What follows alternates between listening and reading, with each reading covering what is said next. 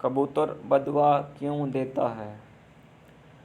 کبوتر ایک ایسا خوبصورت اور دلکش پرندہ ہے جو ہر کسی کو اچھا لگتا ہے، اور یہی وجہ ہے کہ یہ پرندہ اکثر گھروں میں پالا جاتا ہے اور گھروں کے علاوہ اکثر مزاروں پر بھی یہ پرندہ موجود ہوتا ہے۔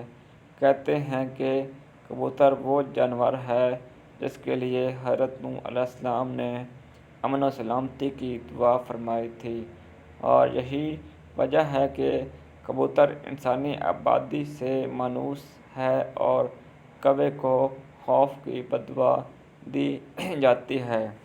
یہی وجہ ہے کہ کوہ انسانی آبادی سے ہراساں رہتا ہے، اس وجہ سے لوگ آج تک اسے منحوس سمجھتے ہیں۔ آج ہم آپ کو یہ بتانے جا رہے ہیں کہ گھر میں کبوتر پالنا کیسا ہے، اور یہ کہ کبوتر بددعا کب دیتا ہے۔ کبوتر پالنے کے بارے میں بات کرنے سے پہلے آپ کے لیے کبوتر کی ایک پرانی کہانی پیش ہے۔ تفاسیر میں سے ہے کہ حضرت نوح نے جب کشتی کو جودی پہاڑ پر ٹھہرایا تو آپ نے کشتی کا وہ حصہ کھولا جہاں پرندے رہتے تھے، تو آپ نے کوے سے فرمایا، زمین کو دیکھ کر اس پر کتنا پانی ہے یا کتنا شہر غرق ہو چکا ہے۔ کوے کو ایک مردار جانور ملا، وہ اس کو کھانے میں مست ہو گیا، واپس نہ آیا۔ اس سے عرب کی ایک کہانی مشہور ہے، فلاں تو کوے سے بھی زیادہ دیر لگتا ہے۔ چنانچہ حضرت نوح علیہ السلام کو خشک اور سخت زمین کی ضرورت تھی، اس لیے اس کے دیر کرنے پر کبوتر کو بھیج دیا۔ اسے زمین کا کوئی خطہ بھی نظر نہ آیا، اس لیے زیتون کا پتہ لے کر حاضر ہو گیا۔ اس لیے حضرت نوح علیہ السلام نے اندازہ لگایا کہ پانی کم ہے، جس سے درخت ظاہر ہو گئے ہیں، لیکن زیر آب ہے۔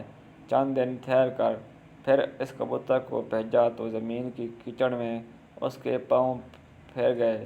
واپس آیا تو حضرت نوح علیہ السلام نے اسے دیکھ کر اندازہ لگایا کہ اب پانی زمین میں جذب ہو گیا ہے، لیکن زمین خشک نہیں ہوئی۔ حضرت نوح علیہ السلام کبوتر کی اس کارروائی پر بہت خوش ہوا اور اس کے گلے میں سبز توق پہنایا۔ آج وہی توق کبوتر کی اس خوش خطی کی خبر دیتا ہے، اور ساتھ ہی حضرت نوح علیہ السلام نے کبوتر کے لیے امن و سلامتی کی دعا فرمائی۔ یہی وجہ ہے کہ کبوتر انسانی آبادی سے مانوس ہے اور کوے کو خوف کی بددعا دی۔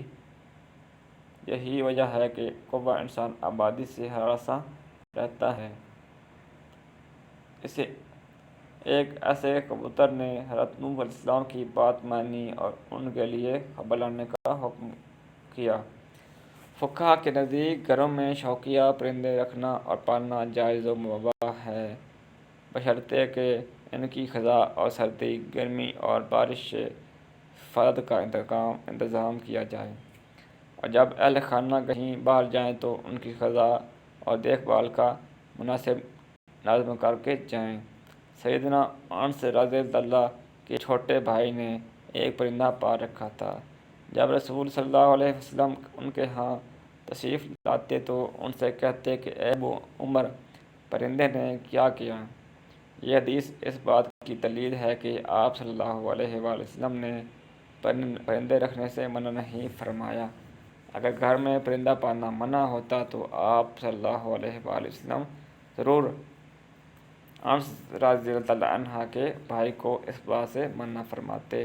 اسی روایت کی بنیاد پر یہ کہا جاتا ہے کہ گھر میں پرندے کا پالنا جائز ہے، لیکن جیسا کہ پہلے بھی ذکر ہوا کہ ان کے پالنے کے لیے ضروری ہے کہ پرندوں کی ہر ضرورت کو پورا کیا جائے تاکہ پرندوں کو کسی قسم کی کوئی تکلیف نہ پہنچے۔ چنانچہ کبوتر بھی ایک پرندہ ہی ہے، اس لیے کبوتر کا گھر میں پالنا درست ہے۔ یاد رہے کہ پرندوں کو ستانے کے بارے میں ممنوعات ہے، جیسا کہ ابو داؤد میں حضرت عبداللہ بن مسعود رضی اللہ کی روایت کردہ ایک حدیث میں کبوتر کا ذکر ہے، جس میں کبوتر اللہ کے رسول صلی اللہ علیہ وآلہ وسلم کے سر مبارک پر منڈلا رہا تھا، اپنی زبان میں شکایت کر رہا تھا کہ کسی نے اس کے گھونسلے سے انڈے اٹھا لیے۔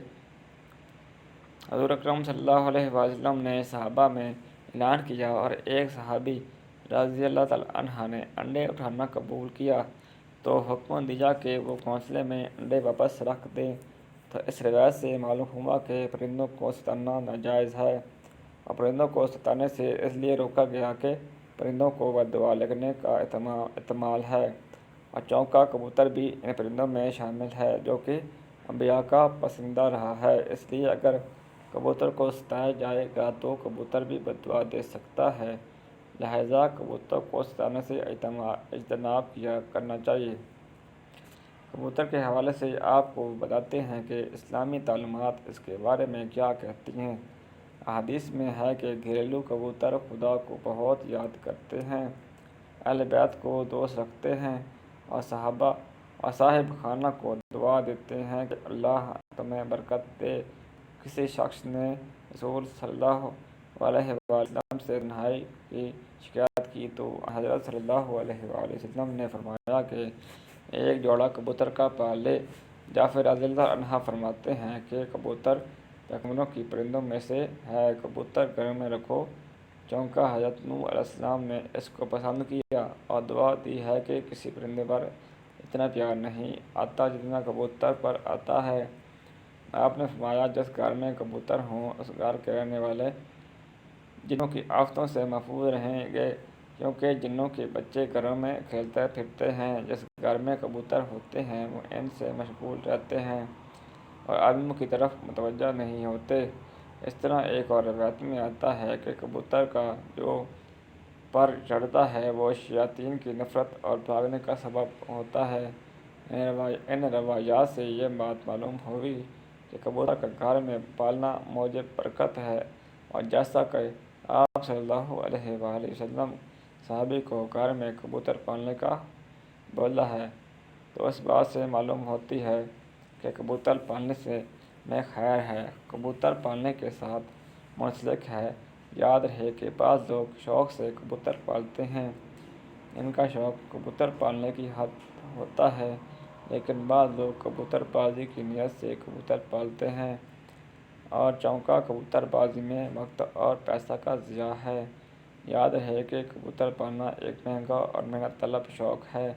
کبوتر بازی کے مقابلے اگر سخت گرمی میں ہوتے ہیں، مگر ان کی تیاری سارا سال جاری رہتی ہے۔ شوقین افراد ایک ایک کبوتر پر لاکھوں روپے خرچ کرتے ہیں۔ اعلیٰ نسل کے ان کبوتروں کو خاص طریقے سے تربیت دی جاتی ہے، اور یہ مقابلے صوبائی اور قومی سطح پر ہوتے ہیں۔ شوقین افراد آبادی میں جگہ جگہ پنجرے لگا کر اپنے وقت کا کافی حصہ ان پالتو پرندوں پر صرف کرتے ہیں۔ اس لیے کبوتر بازی کے بارے میں اگر فقہا سے پوچھا جائے تو وہ اس کو درست نہیں فرماتے، کیونکہ اس میں مال وقت کا بہت ضیاع ہوتا ہے جو کہ فضول خرچی میں آتا ہے۔ اس لیے ہمیں ایسے کاموں سے بچنے کی کوشش کرنی چاہیے۔ شکریہ دوستو، یہ تھی ویڈیو۔ اگر آپ کو یہ ویڈیو پسند آئی ہو تو میرے اس چینل کو سبسکرائب کیجیے، لائک کیجیے، شیئر کیجیے۔ شکریہ۔